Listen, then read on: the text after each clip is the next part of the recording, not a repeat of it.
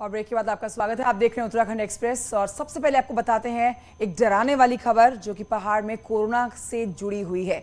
एक बार फिर से डराने लगा है कोरोना। राज्य में कोविड से मंगलवार को यानी कि कल 3 लोगों की मौत हो गई है। कल ही कोरोना के 346 नए मामले भी आए हैं सामने। हालांकि 85 लोग रिकवर भी हुए हैं, लेकिन एक्टिव केसेस जो हैं वो 2000 के करीब पहुंच गए हैं। उत्तराखंड में एक्टिव कोविड केस 1925 हैं। इससे पहले सोमवार को भी 275 नए केस सामने आए थे। हर रोज नए मरीजों का आंकड़ा बढ़ता जा रहा है। रोजाना सबसे ज्यादा केसेस आ रहे हैं देहरादून। हमारी सहयोगी इस खबर पर जुड़ेंगी, उनसे लेंगे जानकारी। लेकिन आपको बता देते हैं एक बार फिर से कोरोना डरा रहा है। कोरोना की धमक बढ़ती जा रही है। पहाड़ी राज्य उत्तराखंड में 3 लोगों की कल गई है जान। एक्टिव केसेस बढ़ रहे हैं और रोजाना आने वाले मामलों में भी बढ़ोतरी दर्ज की जा रही है। कल कोविड के जो मामले सामने आए, 346 मामले कल में सामने आए हैं। और आइए सीधे रुख करते हैं देहरादून, जहां से हमारी सहयोगी भारती इस समय मौजूद हैं और जानकारी के साथ। भारती, देहरादून में सबसे ज्यादा मामले रोजाना सामने आ रहे हैं कोविड के। डॉक्टर्स क्या बोल रहे हैं और जो 3 जान गई है उस पर डॉक्टर्स ने क्या कहना है?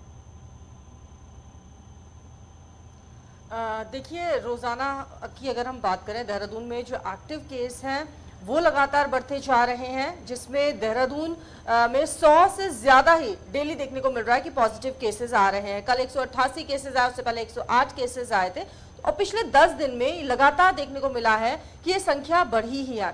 कल 3 डेथ हुई हैं और उसको लेकर भी डॉक्टर्स का यही कहना है कि जो लोग गंभीर रूप से बीमार थे, ये वो लोग हैं जिनकी डेथ कोविड की वजह से हुई है।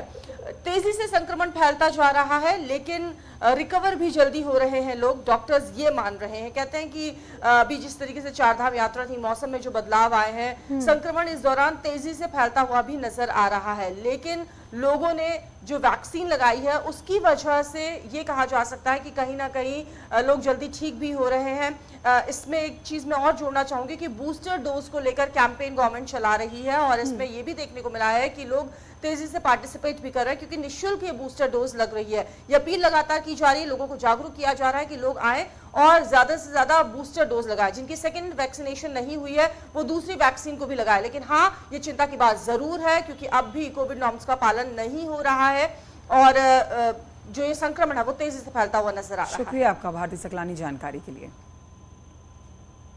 और इसी बीच चमोली से बड़ी खबर, जहां पर नंदप्रयाग नंदानगर रोड पर एक कार 100 मीटर गहरी खाई में गिर गई।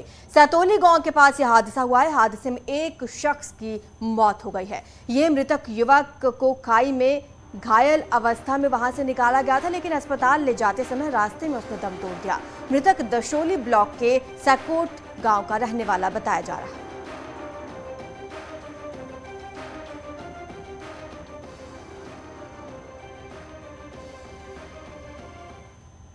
और वहीं आपको बताएं कि उत्तरकाशी में भी एक बड़ा हादसा हुआ। यहां पर नीलांग घाटी रोड पर पहाड़ी से बड़े बड़े बोल्डर गिरे, जिसकी चपेट में एक सेना का जवान भी आ गया है। पहाड़ से गिरे मलबे के साथ ही सेना का जवान भी खाई में जा गिरा और सेना की टीम ने तुरंत ही जवान का रेस्क्यू भी कर लिया, लेकिन सेना के जवान की मौत हो गई। हेलीकॉप्टर की मदद से सेना ने जवान का शव घाटी से निकाला। पहाड़ों में बारिश की वजह से लगातार भूस्खलन हो रहा है।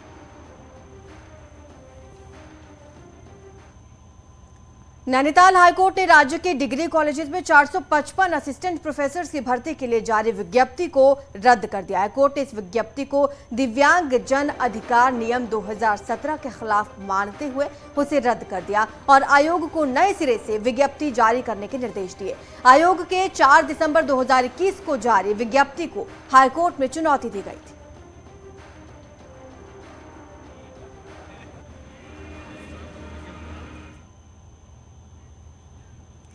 और आइए बढ़ते हैं आगे। इस वक्त एक बड़ी खबर आ रही है देहरादून से, बड़ी खबर, जहां पर आज सीएम पुष्कर सिंह धामी उद्योग मित्र समिति की मीटिंग आज लेने वाले हैं। इस बैठक में होंगे मौजूद सुबह 10 बजे, माफ कीजिए 10:30 बजे सचिवालय में सीएम लेंगे इस पर मीटिंग और सुबह 11:30 बजे उद्योग सचिव की प्रेस कॉन्फ्रेंस होगी। दोपहर 12:30 बजे 1064 हेल्पलाइन का प्रोग्राम होगा।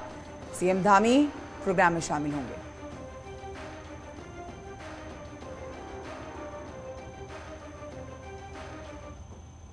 मुख्यमंत्री पुष्कर धामी ने मंगलवार को चारधाम पौराणिक पैदल रूट की बुक लॉन्च की। उत्तराखंड टूरिज्म डेवलपमेंट बोर्ड की तरफ से पिछले साल अक्टूबर में ट्रैकिंग टीम को इस रूट पर भेजा गया था, जिसने 50 दिन में करीब 1100 किलोमीटर का रूट कवर किया। मुख्यमंत्री ने कहा कि इस रूट के डेवलप होने से चारधाम यात्रा में और बड़ी संख्या में श्रद्धालु आएंगे।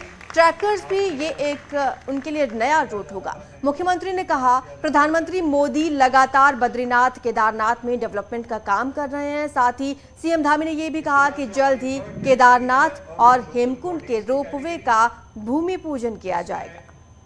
नगर पंचायत पर जो केबल कार की बात है, केबल कार जाएगी वहाँ, उसके लिए जल्दी ही उसका शिलान्यास होगा। इसी के साथ साथ गोविंद घाट से जो रोपवे बनना है हेमकुंड साहब के लिए, उसका भी शिलान्यास होना है।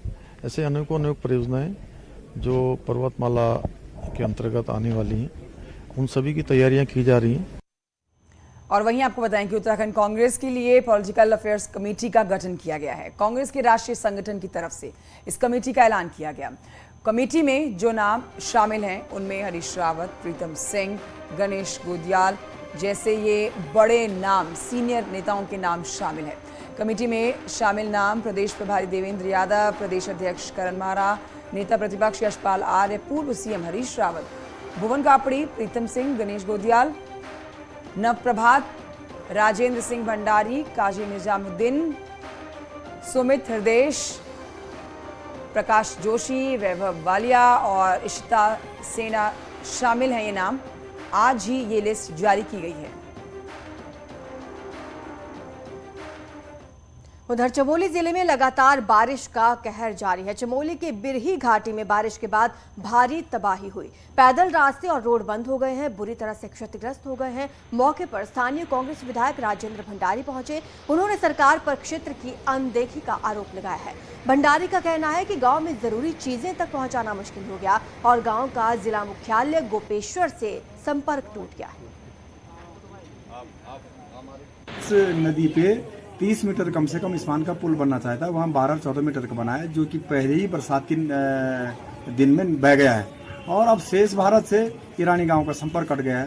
बीमार है, राशन है, डिलीवरी वाली माँ बहनें हैं, झींझी के बच्चों को ईरानी इंटर कॉलेज में पढ़ना है, वो नहीं जा पा रहे हैं। कौन जिम्मेदार है इसके लिए? डबल इंजन बातें बड़ी बड़ी करता है तो फिर व्यवस्था क्यों?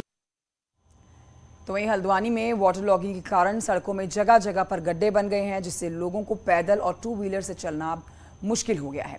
ऐसे में कांग्रेस के कार्यकर्ताओं ने गड्ढे वाली सड़कों के विरोध का अनोखा तरीका निकाला।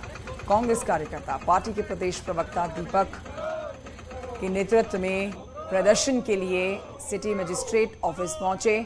खास बात यह रही कि इस दौरान कांग्रेस के प्रदेश प्रवक्ता ट्रैक्टर पर सवार दिखे। उनका आरोप था कि हल्द्वानी की सड़कें अब नॉर्मल गाड़ियों के चलने लायक तो है नहीं, लिहाजा वो ट्रैक्टर लेकर ही निकलने के लिए मजबूर है। जो ट्रैक्टर खेतों के लिए काम आता था, अब चलने के लिए, शहरों में चलने के लिए उसका सहारा लेने की जरूरत पड़ चुकी है। ये हाल हो चुके हैं सड़कों के। तो निश्चित तौर पे सुरक्षित रोड की हम मांग करते हैं, ताकि ट्रैक्टर अब शहरों में ना आए, वापस अपने खेतों में चलाएं। चारधाम रोड परियोजना में अटके पड़े गंगोत्री हाईवे के 124 किलोमीटर हिस्से का चौड़ीकरण अब तेजी से होगा। बीआरओ ने इसकी एनवायरमेंटल असेसमेंट रिपोर्ट सौंप दी है। सिर्फ इसी रिपोर्ट को नहीं होने से रोड का काम अब तक अटका हुआ था। महत्वाकांक्षी चारधाम रोड का काम इसी साल पूरा होना था, लेकिन पर्यावरण नियमों के चलते इसमें देरी हो गई। चीन बॉर्डर पर उत्तरकाशी में धरासू तक जाने वाले गंगोत्री हाईवे में भी 124 किलोमीटर रोड का चौड़ीकरण अटका हुआ था।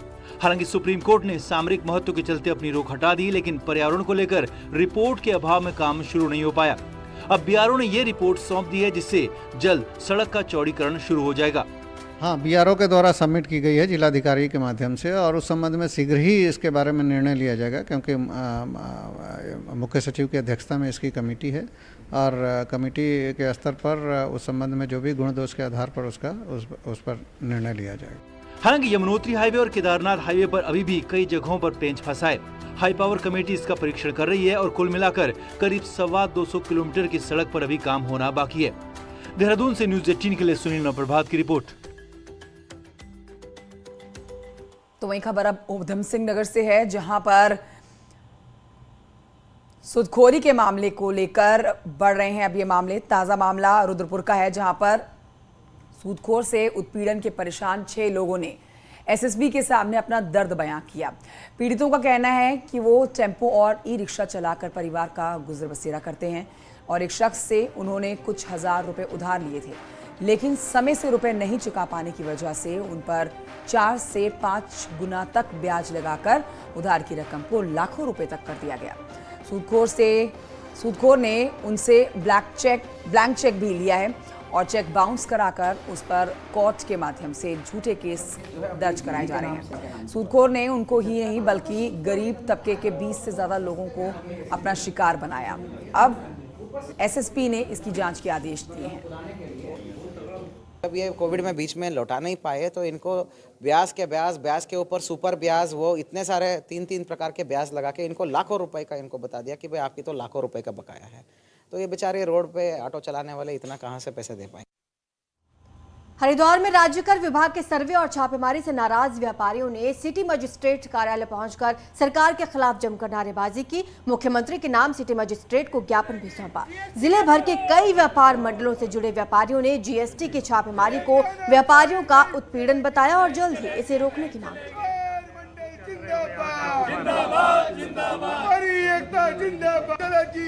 ये जीएसटी के छापे और सर्वे बंद किए जाएं और व्यापारी हमेशा उत्तराखंड के विकास में आपके साथ रहा और आगे भी आपके साथ रहेगा। नील का रिटर्न दाखिल करते हैं, दूसरे ऐसे जो कि लगातार अपनी करदेयता आईटीसी के प्रति समायोजित कर रहे हैं। तो ऐसे मैंने अभी लगभग 10,000 व्यापारियों का मैंने चिन्हांकन यहाँ किया गया है, उसमें से हमने 1,000 व्यापारियों की जाँच कर ली है। अब आपको बताते हैं यूके एसएससी पेपर लीक मामले में एक और बड़ा एक्शन हुआ है, एक और बड़ी गिरफ्तारी की गई है। एसटीएफ ने जूनियर असिस्टेंट हिमांशु कांडपाल को गिरफ्तार कर लिया। हिमांशु कांडपाल रामनगर कोर्ट में तैनात है और जूनियर असिस्टेंट के पद पर काम करते हैं। एसटीएफ ने पुख्ता सबूतों और बयानों के आधार पर गिरफ्तारी की है। अभी तक इस मामले में 4 सरकारी अधिकारियों के साथ कुल मिलाकर 13 लोगों की गिरफ्तारी हो चुकी है।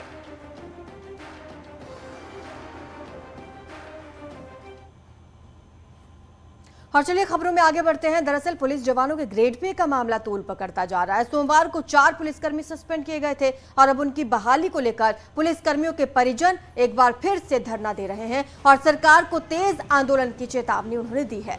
सस्पेंड किए गए पुलिसकर्मियों की पत्नियां, बच्चे गांधी पार्क पहुंचे। वहां पर उन्होंने कहा कि जब तक उनके पतियों की बहाली नहीं हो जाती वो धरने से नहीं हटेंगे। सर मामला तो कुछ नहीं है, इन्होंने मेरे हस्बैंड को सस्पेंड कर दिया, 2-4 भाई लोगों को। मैं इसलिए बच्चों को लेके आई हूँ। हम अधिकार के पास बोल ही सकते हैं, सरकार के सामने वो हमें आने नहीं देते। कहाँ जाएं हम?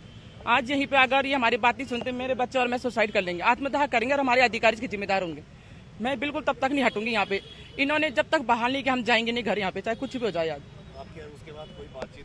हाँ, डीजीपी सर से बात है, उन्होंने कहा मुख्यमंत्री जी का ऑर्डर है कि सख्त ऑर्डर है कि उत्तराखंड में नई सरकारी नौकरी पर अब नए स्केल के मुताबिक सैलरी मिलेगी, लेकिन पुराने सरकारी कर्मचारियों को डर सता रहा है कि कहीं उनकी सैलरी कम ना की जाए। सरकार का तर्क है कि उत्तराखंड आर्थिक संकट में ना गिरे और इसलिए ये फैसला लिया गया है। तो वहीं विपक्ष आर्थिक बोझ को चुनावी वादों से अब जोड़ रहा है।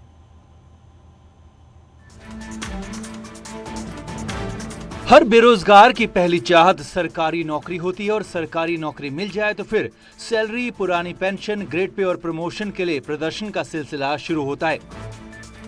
मंगलवार को राज्य सरकार का आदेश आया कि अब जो भी नई नौकरी मिलेगी उसमें नया पे स्केल लागू होगा, जो केंद्र सरकार के नियमों के मुताबिक होगा, यानी सैलरी कम होगी। हालांकि पुराने कर्मचारियों पर नियम लागू नहीं होगा। सरकार का यह फैसला खर्चों को कम करने के लिए है, पर सचिवालय के कर्मचारियों को डर है कि नए आदेश की वजह से उनकी सैलरी पर भी कैंची चलेगी। इसीलिए मंगलवार को ओपन मीटिंग करके प्रदर्शन की चेतावनी दे डाली। अगर पैसा नहीं है तो सबको फिर एक समान मापदंड में रखा जाए, उन अधिकारियों पर लगाम लगाई जाए जिनके घरों में लाखों के काम हो जा रहे हैं, जिनके ऑफिसों में 50-50 लाख के काम हो जा रहे हैं। पिछड़े लोगों के लिए क्या होगा इस व्यवस्था में, ये कहीं स्पष्ट नहीं है, ये कहीं स्पष्ट नहीं है। इसलिए लोग उद्वेलित हैं और निश्चित रूप से अपने अधिकारों पर कहीं ना कहीं डाका डाला जा रहा है, हमारे अधिकारों को छीना जा रहा है, वेतन कम करने की बात की जा रही है।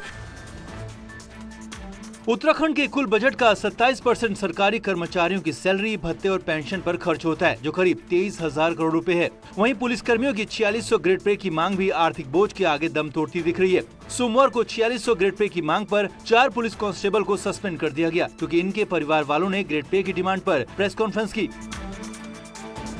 अब आगामी जितने भी अपॉइंटमेंट्स होंगे वो नई भर्तियों के नए वेतनमान के आधार पे होंगे। उसका मतलब ही यही है कि हम लोग खर्चे में कहीं ना कहीं कटौती करें, और ये इस प्रकार के जो हमारे सरकारी कर्मचारी हों, अन्य लोग हों, मैं उनसे अपील कर रहा हूँ, अनुरोध कर रहा हूँ, ये उत्तराखंड हम सबका है, हमें उस उत्तराखंड के हित में भी सोचना चाहिए। चुनाव के दरमियान जो है हम सभी लोगों को जो है आसमान दिखाने का काम करते हैं, और जब चुनाव समाप्त हो जाता है उसके बाद धरती पर उतरते हैं कि सरकार ने वादे किए हैं। अब जब वादा किया तो निभाना तो पड़ेगा ना। जून महीने से उत्तराखंड को अब जीएसटी मुआवजे के 5,000 करोड़ भी नहीं मिल रहे। हर साल 1,000 करोड़ से ज्यादा की महंगी बिजली खरीदनी पड़ रही है और 23,000 करोड़ की सैलरी और पेंशन देनी पड़ रही है। इसी को देखते हुए नई नौकरी में सैलरी स्केल बदलने का फैसला लेना पड़ रहा है, लेकिन सरकार की यही बात पुराने कर्मचारी समझने को तैयार नहीं है। न्यूज़ 18 के लिए देहरादून से दीपांकर भट्ट की रिपोर्ट। बागेश्वर के असों गांव में विगत दिनों एक बुजुर्ग महिला को गुलदार ने हमला कर मार डाला था। वन विभाग की ओर से हमलावर गुलदार को पकड़ने के लिए घटना के दिन से ही गांव में एक पिंजरा और कैमरा ट्रैप लगाए गए थे, लेकिन गुलदार 3 दिन बाद भी नहीं पकड़ा गया। मंगलवार रात एक गुलदार पिंजरे में कैद हो गया, जिसे हमलावर गुलदार ही बताया जा रहा है। उधर ग्रामीणों ने बताया कि एक गुलदार के पिंजरे में फंसने के बावजूद क्षेत्र में आज सुबह भी 2 और गुलदार नजर आए। गुलदार ये आप ऐसे बताया जा रहा है, और भी है यहाँ, रोज आ रहे हैं। अभी और दोबारा पिंजरा लगाया यहाँ। राजाजी टाइगर रिजर्व से सटी हुई हरिद्वार की बिलकेश्वर कॉलोनी में जंगली जानवरों के आने का अब सिलसिला थम नहीं रहा है।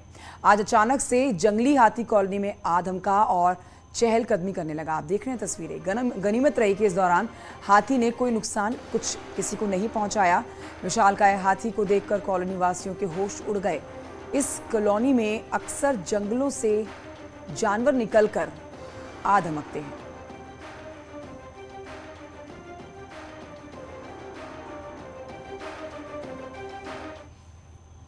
2 अगस्त को कॉर्बेट टाइगर रिजर्व के खास नन्हे हाथी सावन का 4था जन्मदिन मनाया गया।